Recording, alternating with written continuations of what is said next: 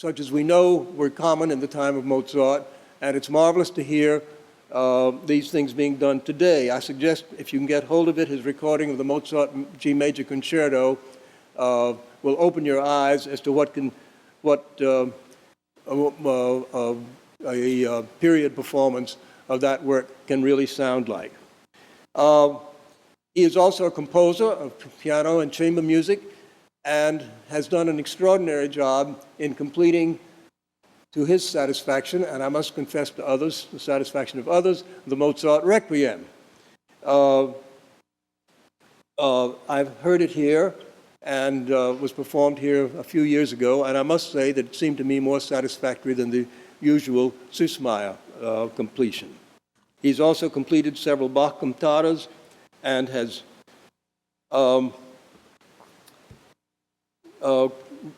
published a number of cadenzas and embellishments for Mozart concertos. It's interesting in his curriculum vitae that the last thing he puts is his scholarly publications. The important things, I assume, first are the performing experiences and his recordings. Last of all comes scholarly publications, which are along the same subjects that you would expect from one whose performing experience is as such. Today he's going to talk to us about experience, discipline, fantasy, improvisation in classical music and jazz. Oh,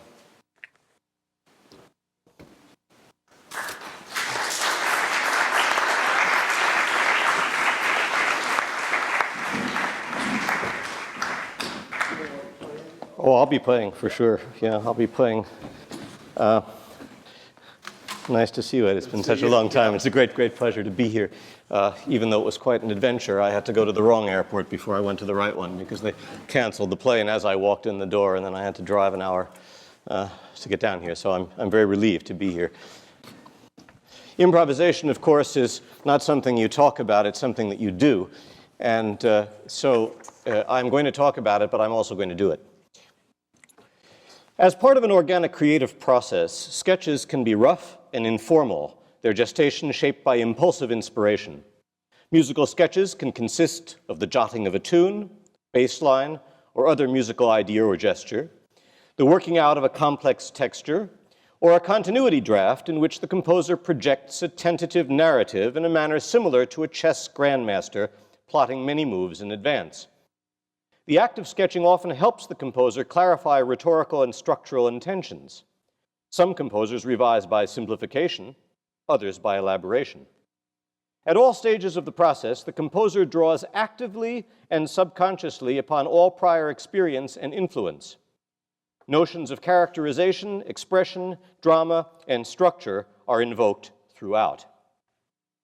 Improvisation synthesizes all of these factors and thereby erases the gap between sketch and realization. Its rhetoric may be loose, thus preserving the informality of the sketch, or it may take one or more ideas and work them out cogently, as does a written-out composition. In all cases, it relies upon spontaneous inspiration. The improviser decides from second to second how fanciful or how organic the invented piece will be, and the result could be anything from an unfolding series of chords, like many of the preludes in Johann Sebastian Bach's Well-Tempered Clavier, to improvised fugues. In the classical period, that is from about 1770 to the late 1820s, the most commonly cultivated improvisational genres were the prelude, the fantasy, sets of variations, and cadenzas in concertos.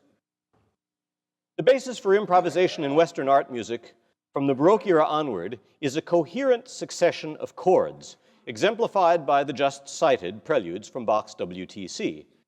By coherent, I mean a grammatical hierarchy of states of tension that periodically resolve. The most common archetype is the paradigm of rest, tension, greater tension, and rest. 1, 2, 5, 1, 1, 4, 5, 1. And this is exemplified by the opening measures of any number of Bach's WTC preludes, as I would like to show you.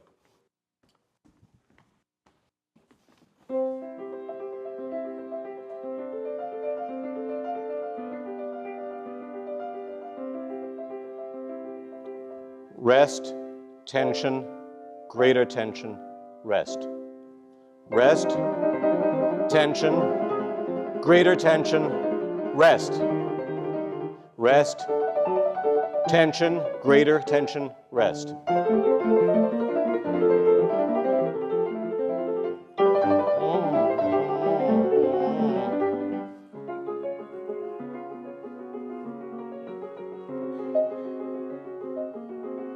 As you see, Bach does not run out of ways to do this.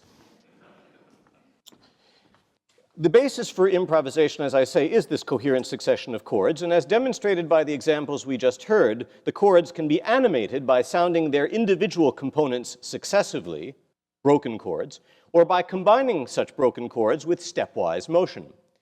The improvisation may remain in a single tonality, as is the case with Mozart's cadenzas, or it may move from one key to another one or more times.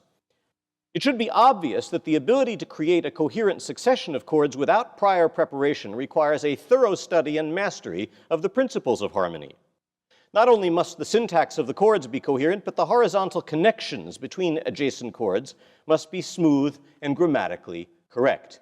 That is, the melodic and contrapuntal element superimposed upon the vertical harmonic one. On top of these fundamental principles comes the capability to animate the chords as described above, and the animation must display some variety and freedom to convey both a sense of emotion and drama on the one hand, and a persuasive aura of spontaneity on the other. The second part of Carl Philipp Emanuel Bach's essay on the true manner of playing keyboard instruments, published 12 years after the death of his famous father, Johann Sebastian, concludes with a chapter on the free, that is, improvised, fantasy, in which Bach suggests that the best way to develop the ability to improvise is to start with a predetermined baseline. The chord progressions to be performed above the bass are indicated by using figures that denote the distance of the other chord tones from the bass note.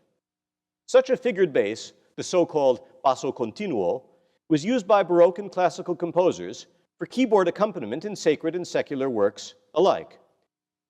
For vocal and instrumental works, the harpsichordist or organist improvised the accompaniment to composed instrumental or vocal lines from those figures.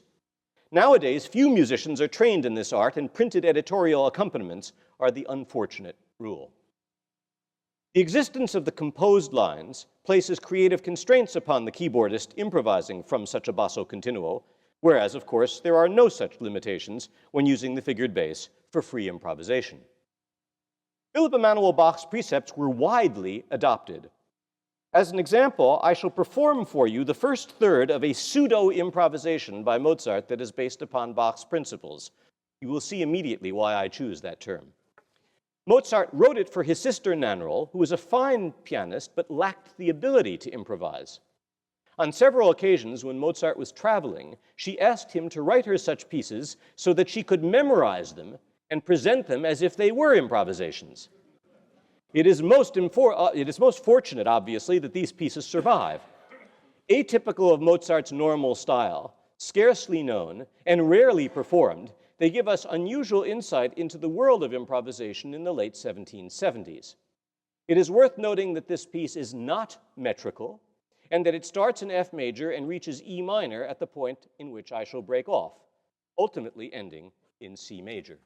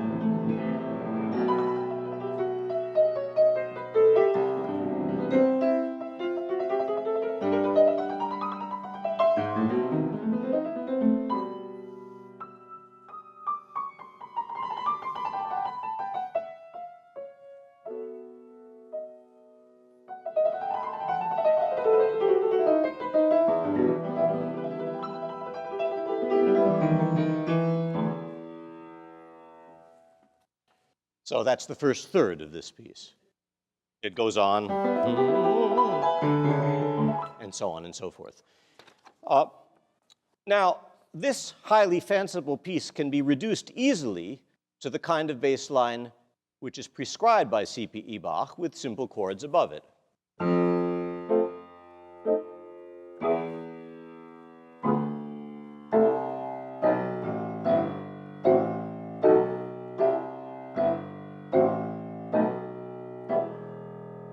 So,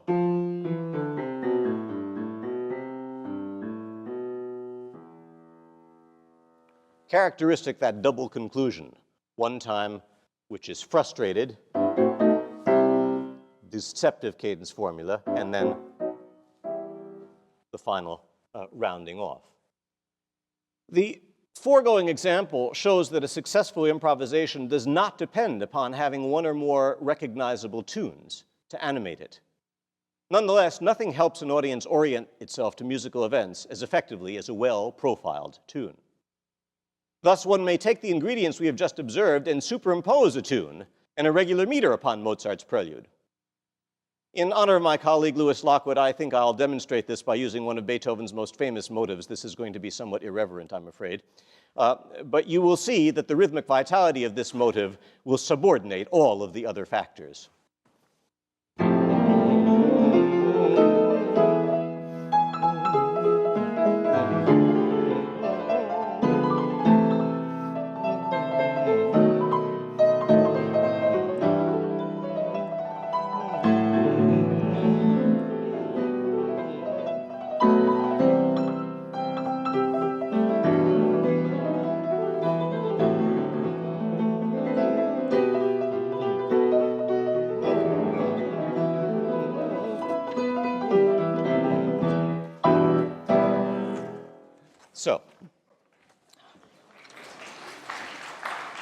So, certainly not an experiment we want to repeat too often.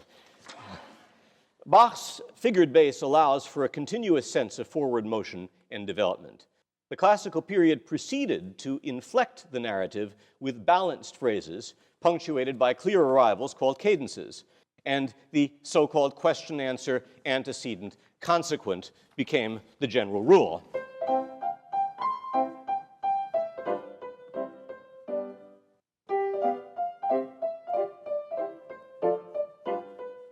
All seems right with the world when you ask a clear question and give an equally clear answer. If we add all of these factors together, rhythmically characteristic tunes, phrases that tend to be balanced, and a logical harmonic language, we can create an improvisation which is quite close to the world of composed music. If one of the members of the audience would like to suggest a melody by Mozart, I'd be glad to demonstrate the process. Would someone simply volunteer any particular tune you'd like, one that I think ideally will sound reasonably decent on the piano as opposed to sung? Yes? Well, you want me to improvise a fantasy? Yeah, I can do that, but I think we might be better off taking something which would work in a sort of sonata fashion rather than in a fantasy fashion. Pardon, which one? B flat, which one do you have in mind, 333? Okay. That's a tough order. It's a very tough order. But look, I have to take the rules of the game.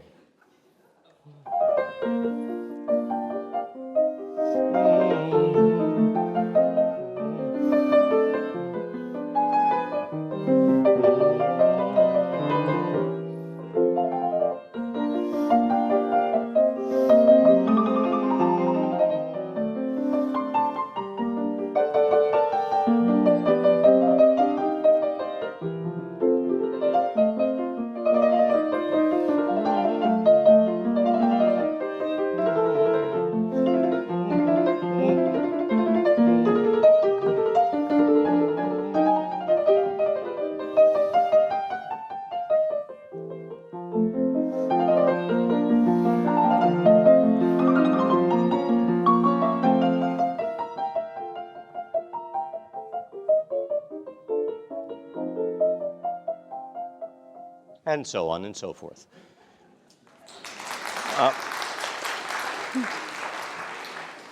One of the most characteristic forms of improvisation was the concerto cadenza, itself derived from similar cadenzas in arias, that is, sung. The orchestra interrupts a standard cadential formula.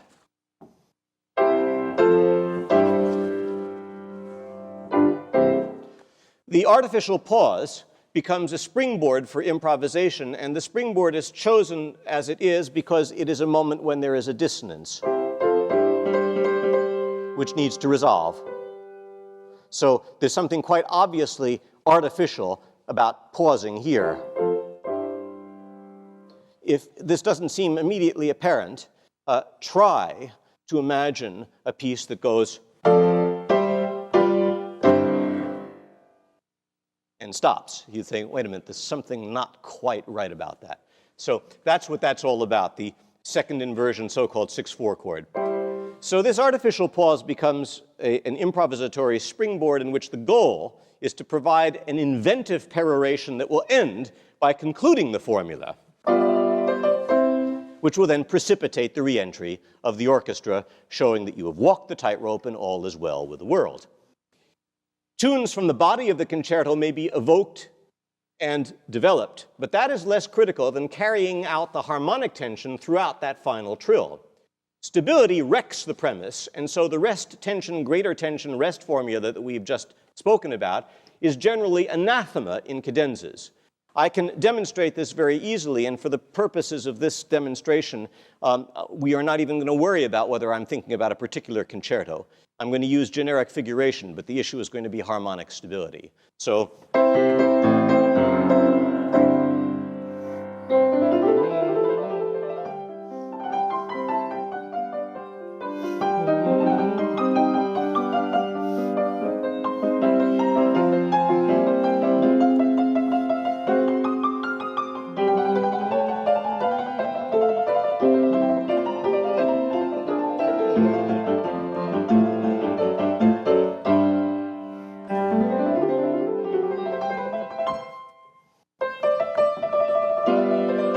I make no musical pretensions for it, but it's clear that the narrative goes on, and harmonically things are in a constant state of flux. Now suppose I did it this way.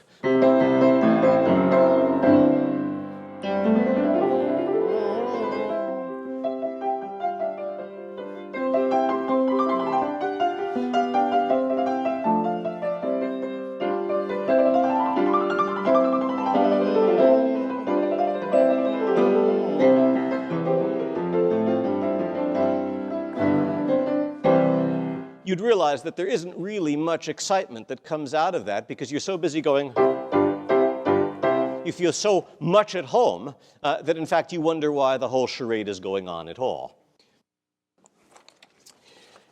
Improvising variations on a familiar theme was one of the staples of public concerts.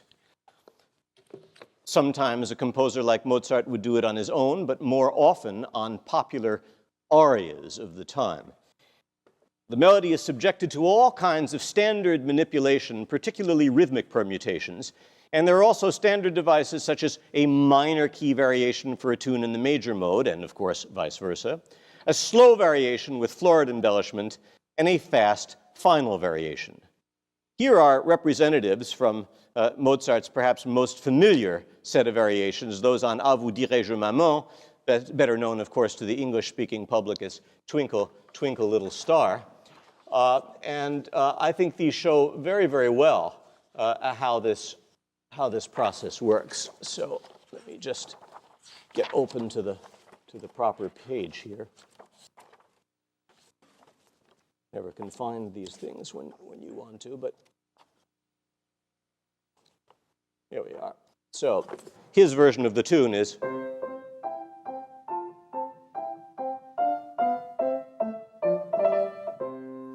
I'm not even going to play more than that because that will be enough to show how the costumes are worn.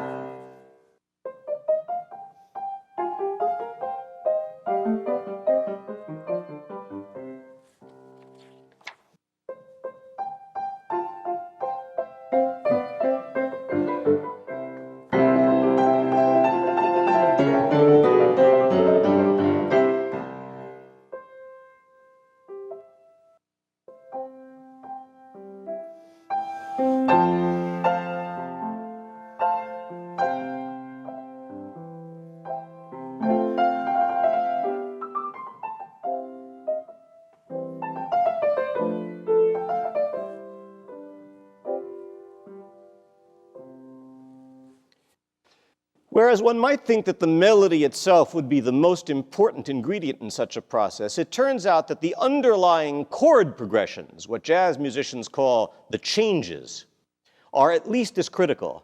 This is clear in several of the Mozart variations, which abandon the elementary shape of the melody in favor of a free-ranging texture based only upon the changes.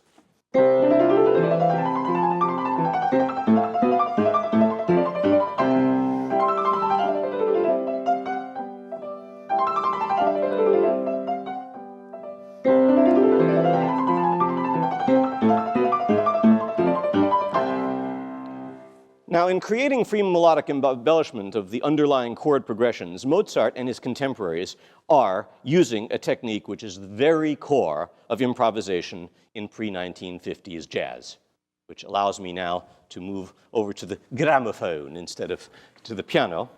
There, too, the changes were king. There, too, the melody of the hit song was the point of departure, but the decisive arbiter of the process was the matrix provided by the underlying chords. We can see this in a peculiar, though wonderful way, by listening to the Art Tatum Trio's treatment of Anton Rubinstein's once ubiquitous melody in F. The original melody, swung, appears initially, but the vertiginous arabesques improvised by guitarist Everett Barksdale, and especially by Tatum, demonstrate that the 18th century variation technique survives intact. Let me also point out bassist Slam Stewart's disconcerting specialty of singing an octave above his bowed improvisations in perfect tune, an act of coordination that would be utterly remarkable even if you were not making it up on the spot. So let's see if we can spare ourselves the usual agony of an otherwise not too dumb person unable to make a thing like this speak. Let's see what happens. It says hello. That's not a good sign. Oh, it wants a CD. That's not good. All right. Yes, you said this was going to happen. Yes. If you wouldn't mind selecting cassette, we'll be fine. And after that, it will be back to CDs again. I'll use the remote. I hope so. Don't remind it. Otherwise, you'll hear something else which I like very much, but not now. Let's see. There it is. Maybe.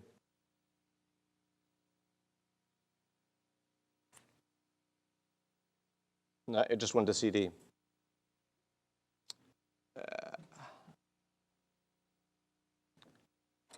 Sooner or later, we'll get some sound.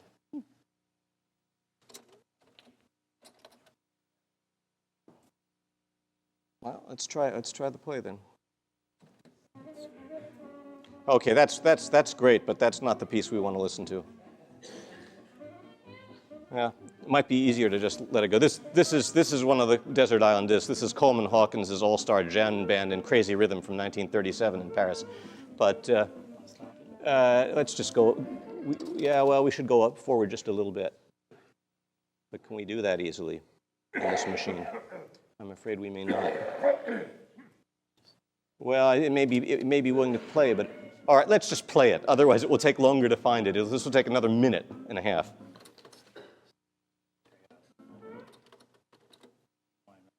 No, I want to fast forward.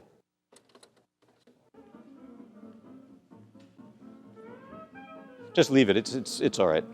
But you may want a little more volume. This is Benny Carter, by the way. And Hawkins, the genius of the session, gets the last lick.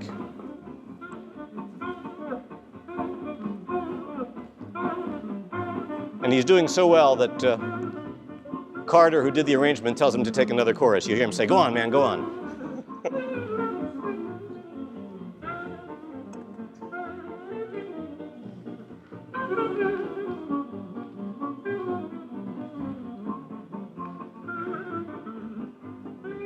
That was supposed to be it now.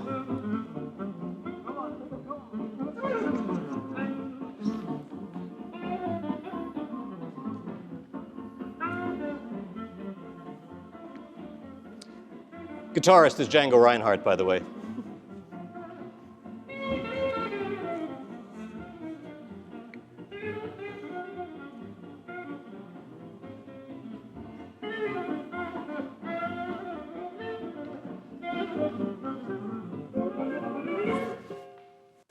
Okay, now what we were actually going to hear. Anton Rubinstein.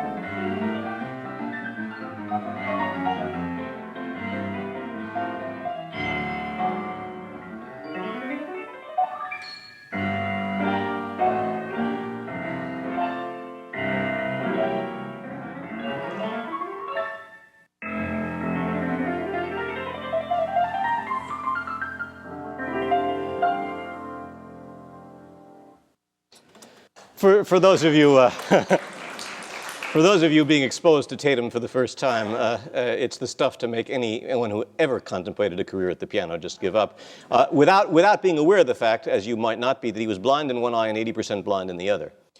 Well, that's a whole other story. Among the great jazz masters of the swing era were tenor saxophonists Lester Young and Coleman Hawkins.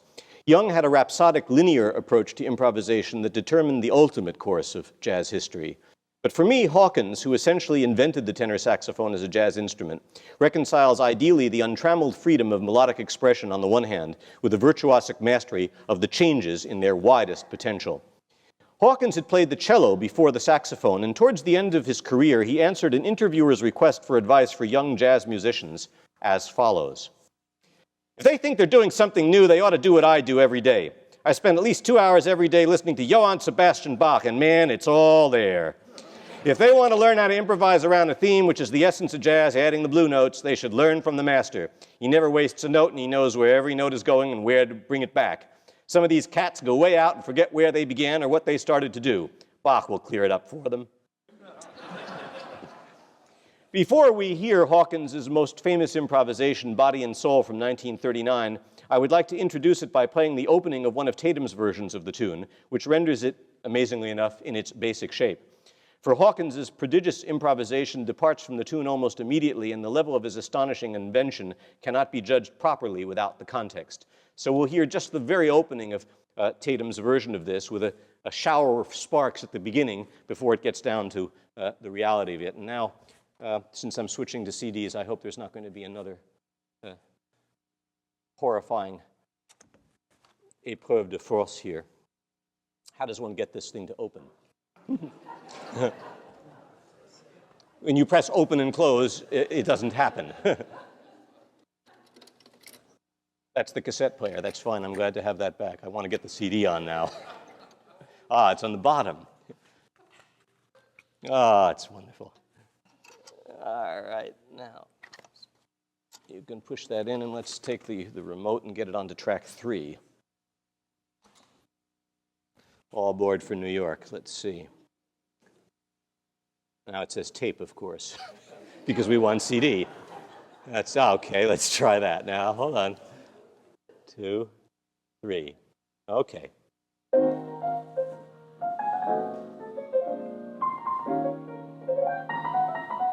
Okay, here's the tune.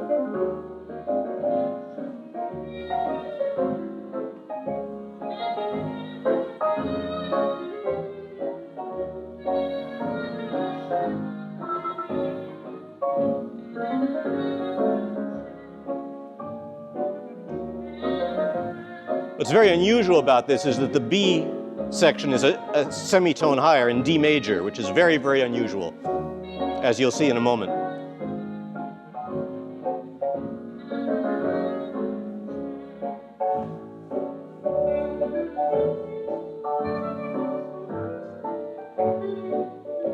Which produces a very interesting bridge back.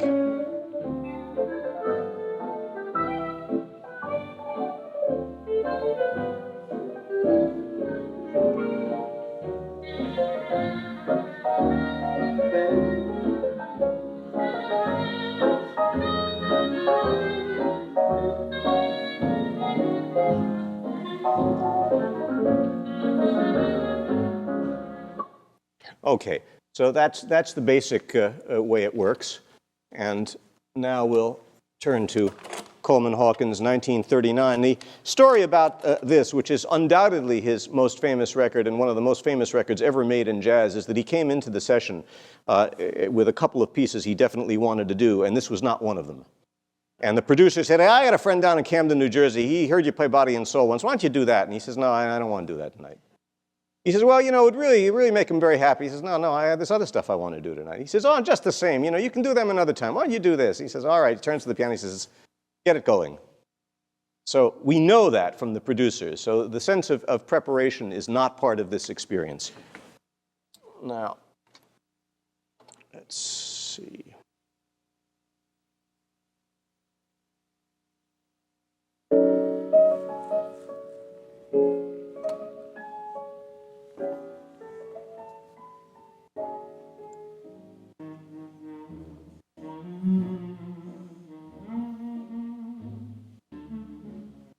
That's the end of the melody.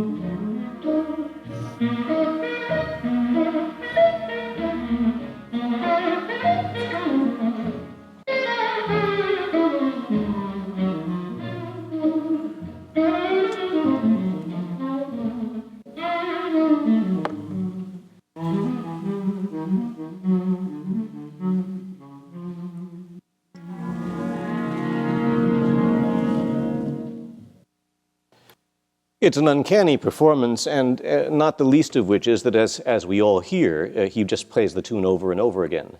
But it does not come out as the tune over and over again. It constantly spirals higher and seems to have an absolute integrity in terms of its dramatic structure. I can't help pointing out something that connects this to what Lewis Lockwood was saying before, because at the very end you'll notice that he does this little rhapsody on this chord, which goes down a step and then another step and another step, which is nothing more nor less than the bridge passage that gets you back from the middle section to the end.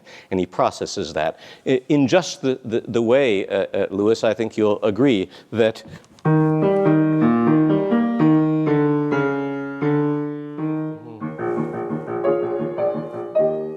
which you referred to, the fremde Stimme. The fremde Stimme comes from another place in the piece altogether, just as the ending of this improvisation comes from another piece altogether. Needless to say, the melodic, rhythmic, and harmonic style of these jazz improvisations is a world apart from that of Mozart, or for that matter, from Bach, Beethoven, Mendelssohn, or Liszt, to name other famous composer-improvisers. Nonetheless, the principles that underlie the technique of improvisation in both worlds are identical. The changes animated by melodic and rhythmic parameters in the prevailing musical vernacular. The dazzling and seemingly limitless invention is at every second dependent upon a rigorously applied set of norms, painstakingly absorbed by the, and if I don't find the last page of this paper, I'll have to improvise that too. That's kind of interesting. Yes, well, there we go. Painstakingly absorbed by the apprentice musician until they operate on the subconscious level, recalled intentionally only upon occasion, and then with a vengeance. Indeed, the relationship between discipline and fantasy might best be summarized in a manner evoked in another context by Igor Stravinsky. The more I limit myself, the more I liberate myself. Thank you.